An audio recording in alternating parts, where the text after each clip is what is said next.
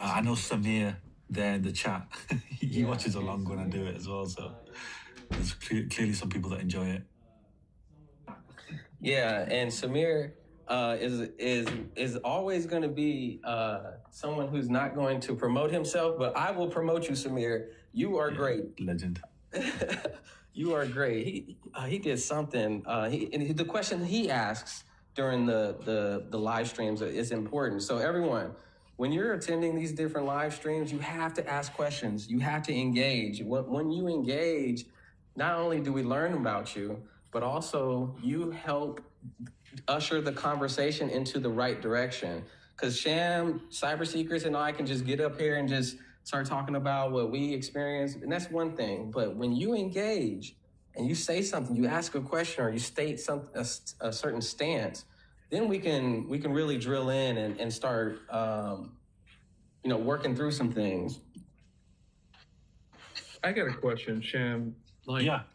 As far as what you've seen either in your experiences working with different companies through consulting and what you see from the articles and news stories that you read, what works better, right? Or like what works better, the carrot or the stick, or a combination between both in order to get businesses to either care about or understand cybersecurity?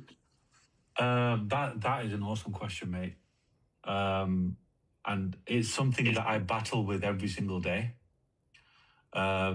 Is, do I use the carrot or the stick here? And quite often, you'll be surprised to hear that it is the stick that works.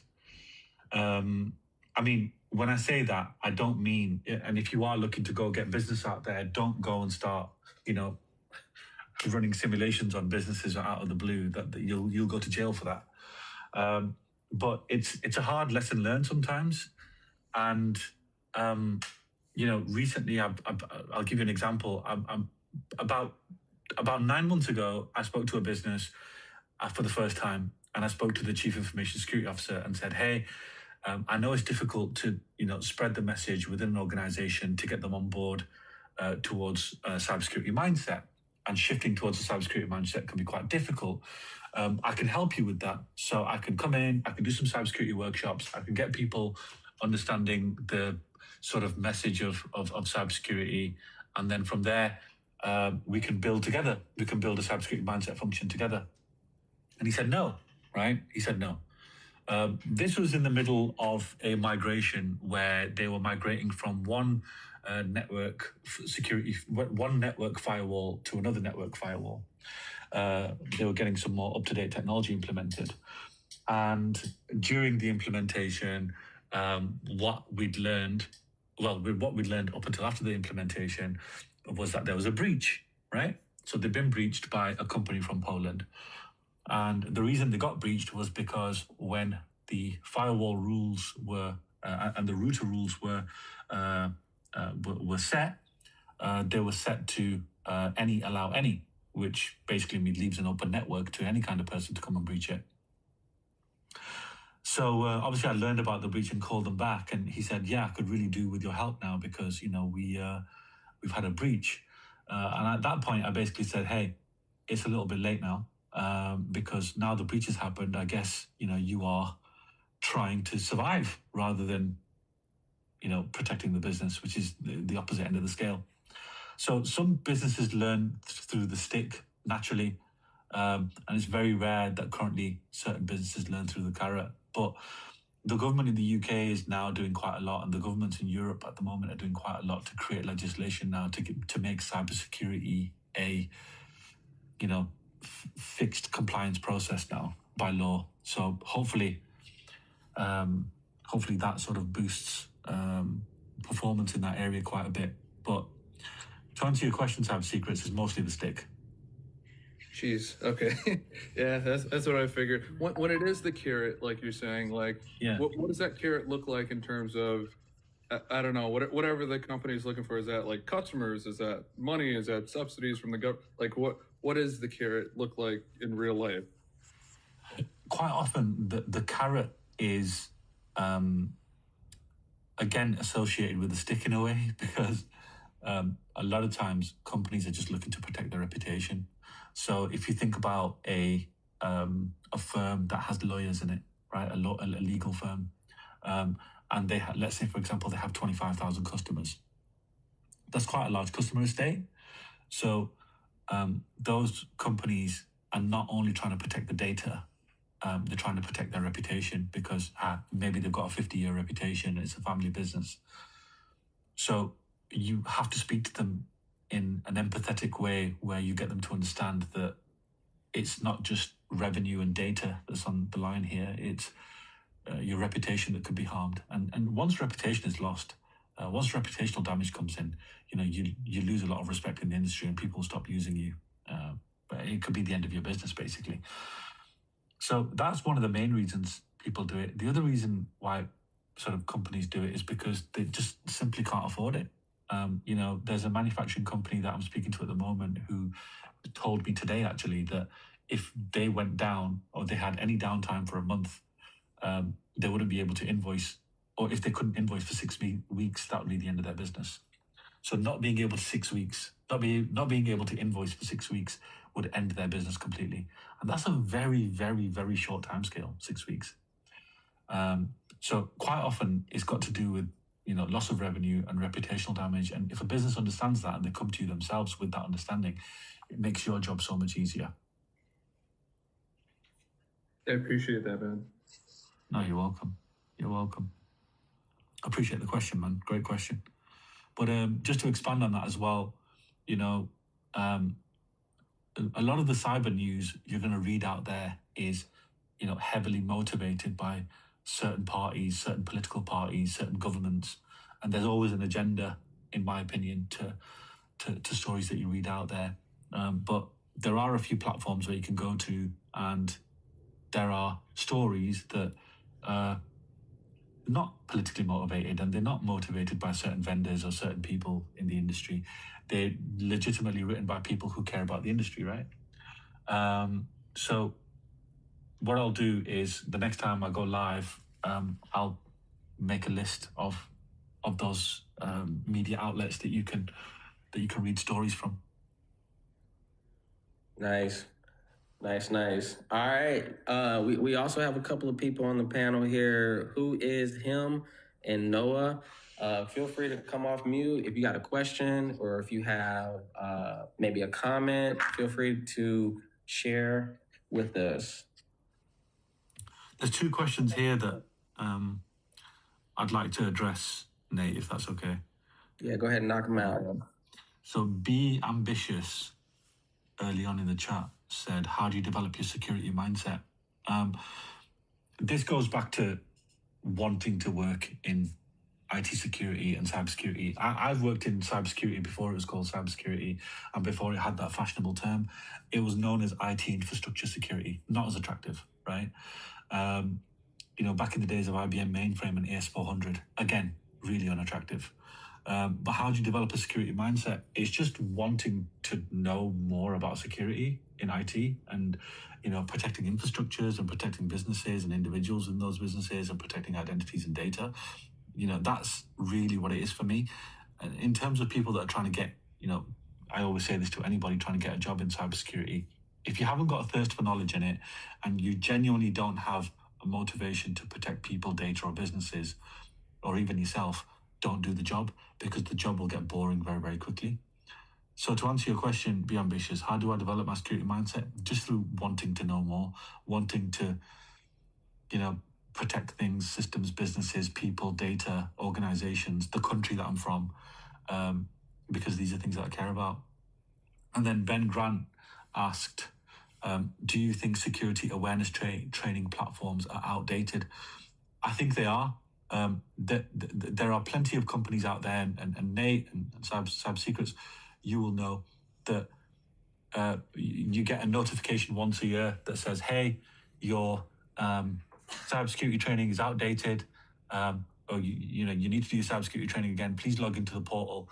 You log into this boring portal, you have to watch a bunch of digital videos with someone that's got quite a questionable hairstyle quite often, and you have to watch these videos and then do 20 questions at the end, and apparently you're qualified in cybersecurity, and you have all your cybersecurity knowledge for the year. Those platforms are outdated. Those portals are completely outdated, and they don't work anymore. A lot of the companies that have been breached and do get breached rely on those platforms for their cybersecurity knowledge, and quite often it's just a box ticking exercise. People need human interaction, they need human engagement, they need eye contact, and they need a physical workshop where people can engage and learn about cybersecurity. And without that presence, they're not really going to take anything away. But then post-training session, post-workshop, they need an accountability plan. How are you going to take these best practices and implement them into how you operate day to day? Because if there isn't an accountability plan, guess what? Just like the portal training, it's going to get forgotten, and then you're going to get breached anyway. And that's what I do. After I've given training, after I've given workshop and awareness training to people, there's a 6 to 9 month period in which I continue to engage with the business and make sure best practices are followed. I might even run dummy simulations on them, phishing tests. I might run a social engineering attack. I might do a malware attack, all simulated, of course, with the client's permission, just to make sure that they are following best practices. And I have a dashboard for everything. So if they don't follow best practices, I just process a report, send it off to the client and say, hey, guess what? You've had 6 people fail this month. That's not good enough. We need to continue. So yes, cybersecurity awareness training portals are outdated in portal form. How do we make it attractive again? You get people like me to come in, and you get us to deliver it face to face and build accountability plans with people.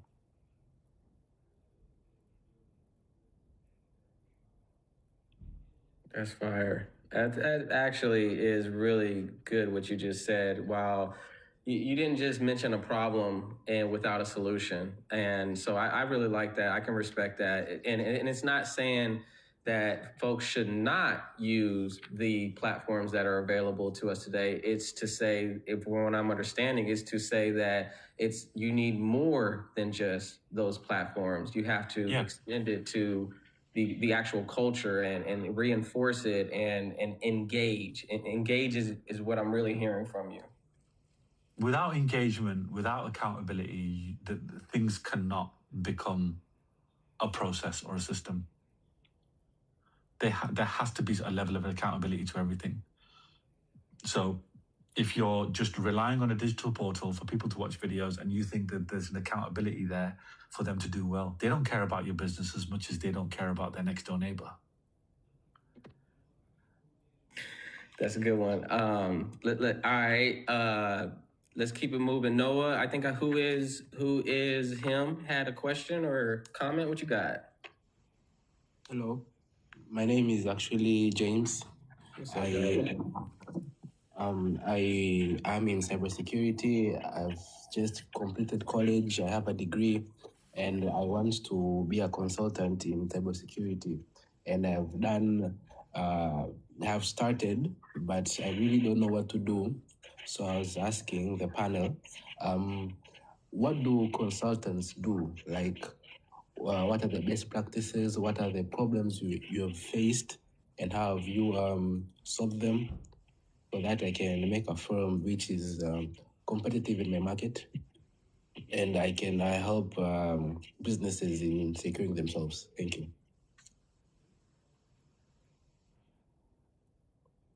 Do you want me to answer that, Nate? Yeah, go ahead. Take a swing at it, and then I'll back you up. So to answer your question, James, think of it like this. There's always 2 types of consultants out there. Well, there's technically more, but there's you can boil them down to two varieties of consultants. You have a technical consultant and you have a functional consultant. The technical consultants are the people that are really, really good of having a technical understanding of products and services. They come from a technical background, they have a technical degree or some form of education, and they're able to look at technical problems and solve them. Usually, companies rely on technical consultants to fix technical tasks. I'll give you an example. So, for example, a network engineer would be someone that goes in and checks vulnerabilities on the networks, does some patching, some updates, maybe a migration, some configurations, and secures a network and maintains a network. That's the idea of a technical consultant in networking. A functional consultant in networking is someone that can sit on a network, understands how a network works, sort of looks at the architecture, further enhances the design of the architecture, has a reasonable sort of technical background, but mainly is good at the commercial side. So is able to communicate with senior leadership teams, convince them to allocate budgets to certain problems, and deploy certain things or solutions to fix certain problems. And those people are very commercially strong. I guess I'm a bit of an anomaly. So, I have about 40% technical experience, 60% functional experience. So I'm able to do both for most parts. So it depends on who you are and what kind of education you have. If your education is more technical and you did something more technical, for example, you learned cyber threat detection, you did a lot of analysis, you did a lot of sort of bug fixing and sandboxing of issues, and you work in a SOC, for example, then yeah, you're probably better suited to being a technical consultant. But if you were more sort of functionally educated, meaning you did a lot of governance, risk, and compliance, you did a lot of documentation and reporting, and anything that is more document and commercially led, then you're probably best off being a functional consultant. That is for you to decide. Nobody can make that decision for you, and that's how I would structure my job search. I'd structure my job search based on whether I'm technical or functional. I hope that helps, James. Yeah, It does. Thank you so much. and I will say, James, what specific skills do you want to bring to the consulting practice? I would say figuring that out is going to be the key in being proficient, skilled enough to where you are a valuable, you're contributing a valuable set of skills to the environment. And typically it would be something that you're hyper focused in one skill set.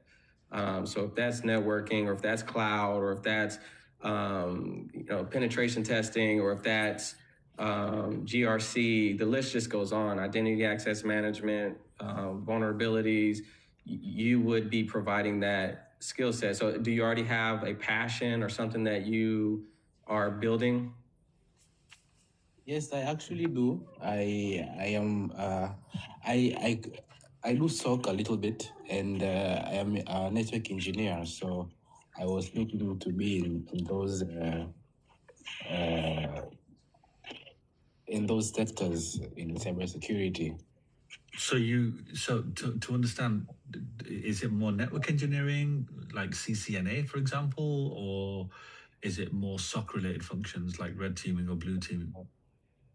Both, but I think I will say I'm better in CCNA, in the more Cisco stuff.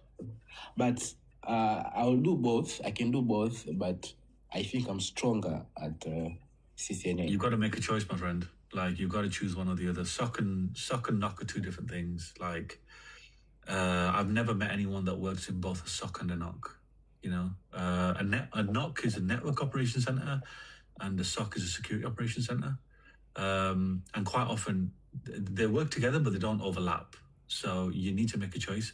If you feel as if you're stronger in network engineering, become a network engineer and go down that route. There's a lot of demand and need for network engineers, but in parallel, there's a lot of need in SOCs as well for threat detection engineers, threat hunters, pen testers, analysts. There's a whole scope of things that you can do in a SOC as well as in a NOC, but you have to make a clear choice and define who you are. I gave this advice to someone this morning. Put a pin in your identity. Do you identify? Do you identify as a network engineer, or do you identify as a SOC analyst or a SOC engineer? It's got to be either or. So if you feel as if you're better suited to network engineering, and you have a CCNA certification, which is a great sort of certification to have and education to have, then definitely pursue that, because like I say, that's my market. And well, if I boil it down to where I'm positioned, it is in networking. So I know that it's a fantastic market for you, but you definitely need to make a choice. You can't be both. Yeah, I support that. I agree with you, Sham, and especially James. If you, the better you get at hyper focusing on one, it will increase your odds of walking in the door and being able to look like you have the credentials and the background to support the ask and deliver on it. For instance, CCNA may not be enough. You may have to combine CCNA with maybe a vendor-specific set of credentials. Maybe it's Juniper, maybe it's Palo Alto. I don't know. I'm just throwing out networking vendors, but maybe it's CCNP, maybe it's CCIE. That's something that you will see that folks who are going to, if they're going to take you seriously, the more knowledgeable and the more that you can bring to the table. Thank you so much. I've learned a lot. Thanks, James. Yep. All right, Noah, let's bounce over to you to share the love. We have Sham for another maybe 30 minutes or less. You got me for 30 minutes, man. All right, cool. 30 minutes. Let's go. Noah, what you got over there? Yeah, so I found that interesting when you said, I'm trying to get into GRC right now, and you're talking about like a functional analyst. I'm seeing so many job titles and like different, just different job titles for like the GRC industry.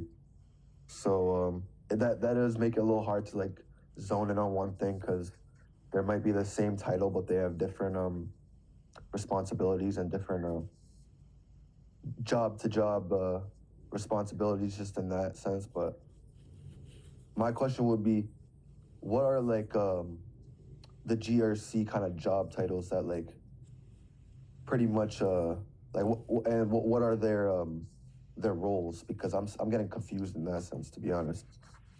Okay, I'm gonna try and maybe keep it to 3 job titles because there's so many. Yeah. Because if I went to every single one, Noah, then we'd be on here all night. So let's talk about sort of like the main 3. Of course, you're going to see in InfoSec engineer or InfoSec consultant. So InfoSec is INFOSEC. You've probably seen that a million times before. Yeah. It's quite commonly used for governance, risk, and compliance. In terms of what that person does, that person is in charge of again, a cybersecurity sort of function and best practices with that cybersecurity function, but also making sure that policies are managed and looked after. So there's certain audits for certain types of policies that you need to have. For example, you will have heard of ISO 27001. There's HIPAA in the USA. There's NIST. There's NIST2. There's DORA as well. An InfoSec engineer or consultant would be responsible for making sure that the business is ready to apply for those policies, for those certifications. Okay, and how does one prepare the business? So there's documentation that needs to be proven. There are systems and processes that need to be put in place to make sure that the business is best set up in case of a breach. Okay.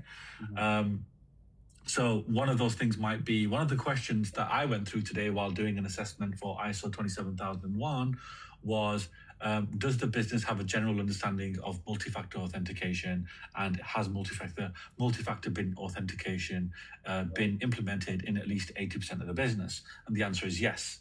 So if you answer yes to that, of course, you're set up for that. Okay. Yeah, it's a very functional role in making sure that there's a lot of policy and procedure set up. I call policy and procedure systems and processes in my language, because that's exactly what they are. You're making sure that those best practices that, for example, I teach in the workshops are being implemented by every user in the business. So is every user, locking their desktop before they walk away from the computer when they go for a bathroom break? Are they using multi-factor authentication? Does the business have a card entry system for, security purposes? Are there backups and patches being performed? Is there regular training being done, and how often is it being done? Is that training done via a portal, or is it in-person training? And then is all of that stuff documented? that's what an InfoSec engineer or a GRC consultant does. You might be working in a tech business as a GRC consultant where you work in between a development team, for example, who are developing an application. What do we know about software engineers? Software engineers don't like to follow best security practices quite often because their motivation is to develop the product and to get it out, right? They just want to churn product. But for you, are there people in that function? Is there a DevOps? Is there a DevSecOps mindset or a DevSecOps engineer, in the business that is, reviewing the code, making sure there's no vulnerabilities in it before it gets pushed? Is the business thinking security first rather than security last? That's a massive problem in software development businesses. And then your job is to sort of, be that mitigator between sort of 3 or 4 different functions. One function might be the senior leadership team, the CISO team, it might be the C-suite, it might be program managers, it might be the software development team itself, it might be a team of analysts. And you've got to sit in between all those teams to make sure that best security practices are being followed, documented, and performed. And as long as they are, then you're in good stead to operate securely as a business. And then on top of that, your job is to sort of work with a chief information security officer in parallel to a chief information security officer team, or maybe solution architects, to implement a security mindset within the business, a security culture, a cybersecurity culture. As long as those things are being done, as long as those practices are being followed, then you can call that. So yeah, GRC analyst, GRC consultant, chief information officer, chief information security officer, InfoSec engineer, cybersecurity analyst. They're all different from solutions architect. They're all different names for this sort of function where you're kind of doing more commercial tasks than technical tasks. I hope that answers your question, Noah. Yeah, that does. It actually does. Thank you. So, and then Noah, can you share a little bit about some of your? I know you said GRC, but are you coming from a certain background? Yeah, so honestly, I just graduated high school like a year and a half ago. I've just been kind of getting into, I didn't even know I wanted to get into tech senior year, to be honest. But then I was watching a lot of stuff on YouTube, and then I found a Unix guy who had a lot of good videos on YouTube and stuff.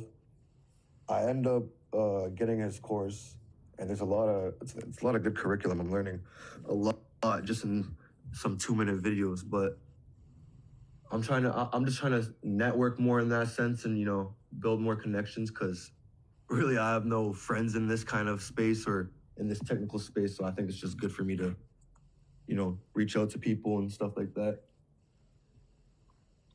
I think you're doing the right things, bro. You're at a very early stages of your career, so leaning into investing in yourself, and I've heard nothing but good things about that program that you mentioned, and the GRC space is needing folks. So I think you continuing down that path and staying in forums like this and chatting and putting yourself out there, being vulnerable, saying, "Hey, I don't know," the answer is what's going to catapult you into that next plateau.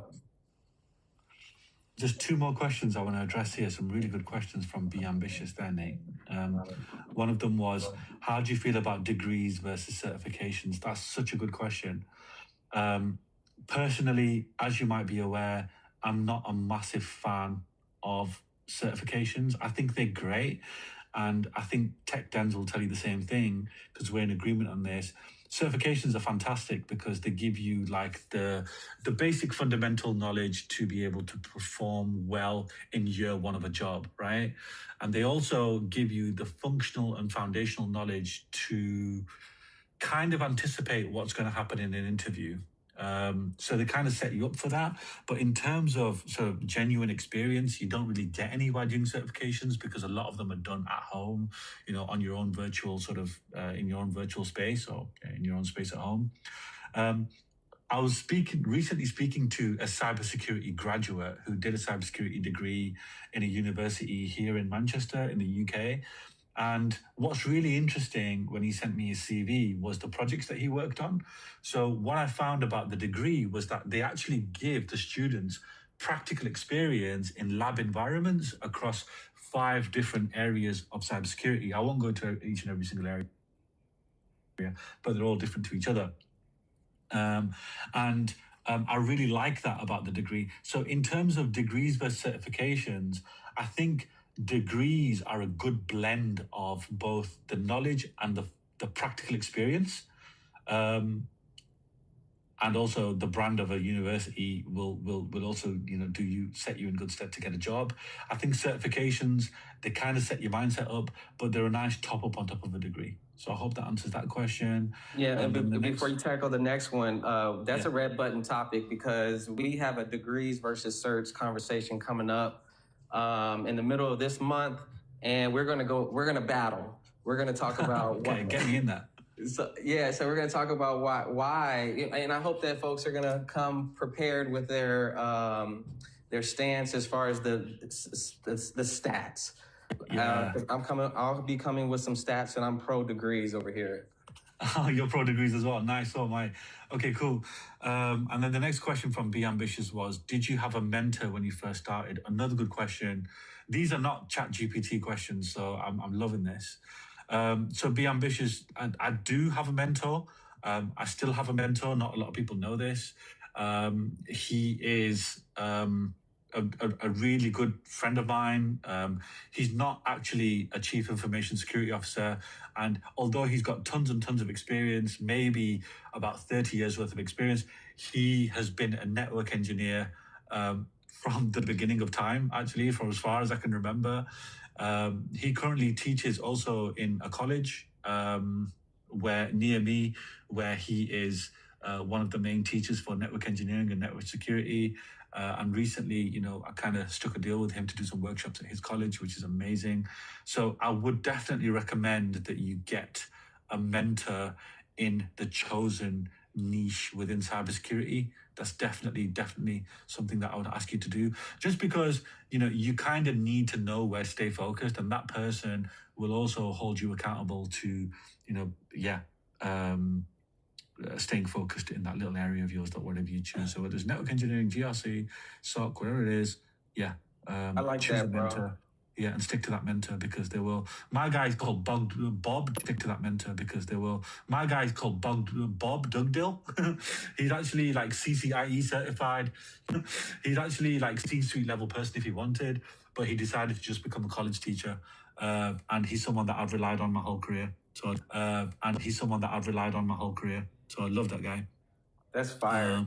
Let me jump in on that mentorship piece, and Cyber Secrets, if you have something too, feel free. But and we also have Sam on to ask a question or contribute. Only got 15 more minutes, y'all. I highly promote mentorships. In fact, I would say if your mentor doesn't have a mentor, go find another mentor. So it's important that we're all leaning on folks that are going to help us level up. They're going to help us resolve issues as these obstacles come in our way, because this space is very vast and there's a lot to learn and it's moving very quickly. So there's a lot of new things that your attention needs to go towards. And if you don't have that mentor to lean in and say, hey, go look over there, you could be missing something big time. You might be leaving $40,000 on the table just by merely changing your mindset. I might set up a mentorship program and start mentoring people as well, because there's so many people in the industry that just sort of, I feel as if like, for me specifically, the awareness piece needs more people in it, and I would love to sort of pioneer a channel or a platform where the more, because although I do focus on and talk about businesses quite a lot, I also have kids, I have a family, I've got friends who I don't want to see suffer. I've got friends who have businesses that I don't want to see suffer because of cyber attacks, and these things can be avoided. So I'm all for mentorship, mentoring, and like I say, if you're interested in mentorship from me, reach out. I'll see what I can do. I've not thought about it yet, but it's something that I'm willing to set up. And I know Tech Dens is as well. Nice. All right, y'all. Hold on, James, real quick. Let's see what Sam has, and then we'll come to you if Sam doesn't have anything. What you got over there, Sam? Hey guys, how are you guys doing? Doing good. Good, yeah. I have a question about how AI is going to impact cybersecurity. I work in cybersecurity. I'm a federal contractor. I'm a security information system security engineer. I also did a master's in cybersecurity at Georgia Tech, information security track. But I really want to know, you know, if you guys have insight, into how AI is going to impact cybersecurity, especially for us in the federal workspace that the government is trying to cut back on spendings. Is AI going to come in and and take some of that roles that we've been playing, in cybersecurity? Nate, do you want to go on that? Yes, I'm going to clear flat out. Yes, it's going to impact it in tremendous ways. It already has and will continue to. I'll land it there, and I'll add some more information in there. Go ahead, Shams, or even Cyber Secrets. I mean, I tried to avoid posting about AI for so long on my channel. I've just started doing it. One of my last videos actually was about AI and how good and bad it can be. I feel like everyone at the moment, because AI is such a new technology, I feel like AI, spoken to AI about visual and social space, has their own idea of AI and how it should be used. And a lot of companies and a lot of businesses and a lot of people use it on a case-by-case basis. I've seen it used for highly functional tasks like deploying agents to use for customer service programs, for things as small as used for a recipe once a day in the evening. I've seen it used for loads of different things. Is it here to stay? Yes. Is it good enough to be used at a federal level, at a government level? I mean, I think it will be. But of course, I know in Europe, for example, the European Union have a big problem with it. And that is because we in Europe don't have a large language model that is born and developed in Europe. And the problem that we have is that, the problem that Europe has and the governing bodies in Europe have, and this is from a government level, the problem that they have is that because these AI models and AI companies are mainly US or Israeli or from another part of the world, DeepSeek is Chinese, for example, they are bothered about where the data goes, what data is processed, and where that data is sat. That's not saying that AI is not safe. I'm sure that there's loads of security behind it to keep that data safe. But the big problem on this side of the world is we are losing our data to US-based companies, right? And that's where sort of, the current problem is. And it's becoming a diplomatic issue. So I can see it already becoming an issue in terms of governance and compliance, where they're already drafting up legislation to protect businesses. To stop businesses from using, AI so much. We're already seeing France, for example, move away from using US-based technologies. For example, France have now made it legislation, or I believe in the government, they're going to stop using Microsoft Teams and Zoom because those are US-based companies, and have decided to start using Visio, which is a French-based Zoom-type platform, videoing platform. So to answer your question, Sam, yes, it will happen. I think the USA will be front runners on this, and so will China, because they do have companies that have their own large language models in-house within the country. But in Europe, there is a resilience towards using it at a federal level, just because, they don't know where the data is going and how it's sat. Yeah, and I'll layer in there that the telltale is pay attention to your major certification companies out there. ISC Squared, ISACA, CompTIA, they're all allowing folks to skill up in this area. Also pay attention to the special publications that NIST is publishing. So those are some of the telltales of what's coming and what you need to focus on. All right. We have a couple of new people. We only got less than 10 minutes, y'all. Let's make it snappy. BS in Infotech is first, and then Sam J. Or Sam just went, but go ahead, BS, and then we can bounce over back to James if he has anything.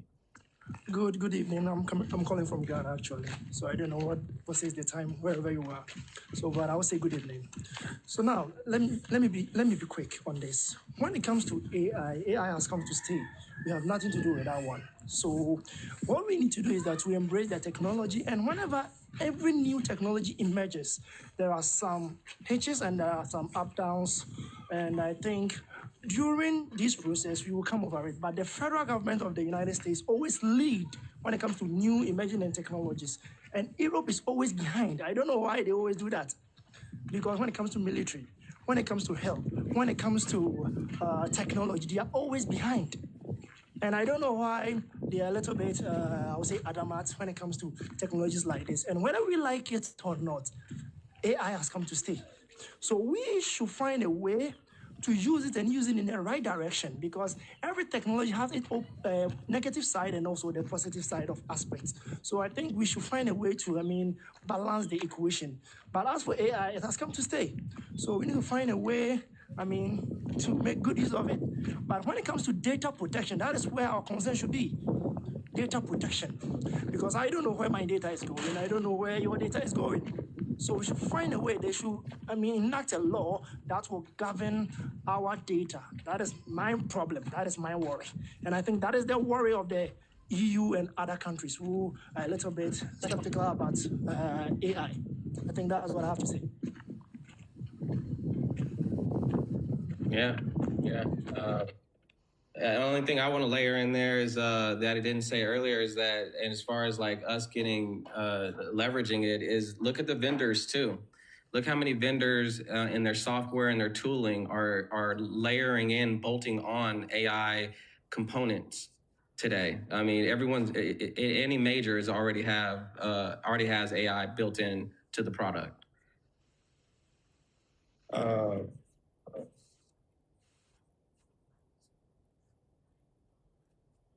Certification vendors, they are now prioritizing AI learning. And I don't know, but for the last time I checked, I think all these vendors are implementing AI, which means that is something that has come to stay. But my problem, as I indicated earlier, is the data protection.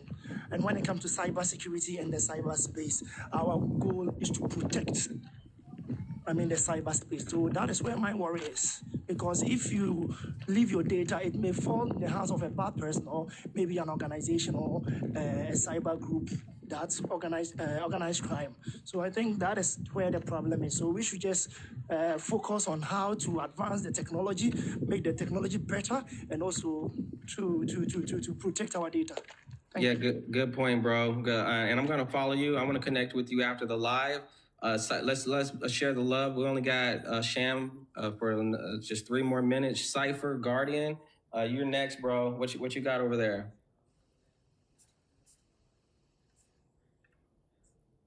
Again, I didn't hear you, sir. I was just saying I'm going to connect with you after because you share some great things. I want to chat with you about that. But I want to share the love. Cypher Guardian, you able to come off mute? Maybe we have time for 1 or 2 more items. 1, 2, 3. You're out of there, bro. James, what you got over there? I have a very subjective question, and the question is, for most consulting firms in cybersecurity, is it better for them to lean on offensive security or defensive security? Is it more important what, sorry?